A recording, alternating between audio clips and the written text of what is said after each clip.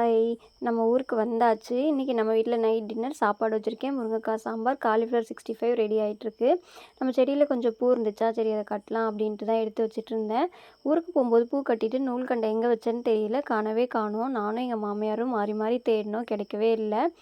நம்ம ஊருக்குள்ளே இருந்தோம் அப்படின்னா கடை எல்லாமே பக்கத்தில் இருக்கும், டக்குன்னு போய் வாங்கிக்கலாம். இங்கே காட்டுக்குள்ளே இருக்கிறதுனால கடையெல்லாம் தூரமாக இருக்கும், வண்டி எடுத்துகிட்டு போய் தான் வாங்குற மாதிரி இருக்கும்.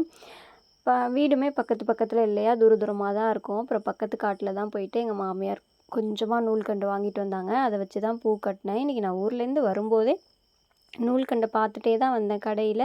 சரி வாங்கலாமான்னு யோசித்தேன். அப்போவும் சரி வீட்டில் இருக்குது, அதுக்கப்புறமா வாங்கிக்கலாம், அது தீரட்டும் வாங்கிக்கலாம் அப்படின்ட்டு வந்துட்டேன். கரெக்டாக பார்த்தா நூல்கண்டை காணோம். அப்புறம் கொஞ்சமாக பூ கட்டுறதுக்கு மட்டும் நூல்கண்டு பத்தலையா, சரி அதை சாமிக்கு உதிரி பூவாக அப்படியே வச்சிடலாம் அப்படின்ட்டு அதை கட்டி எடுத்து வச்சுட்டு சாப்பிட்டுட்டு தூங்க வேண்டியது தான்.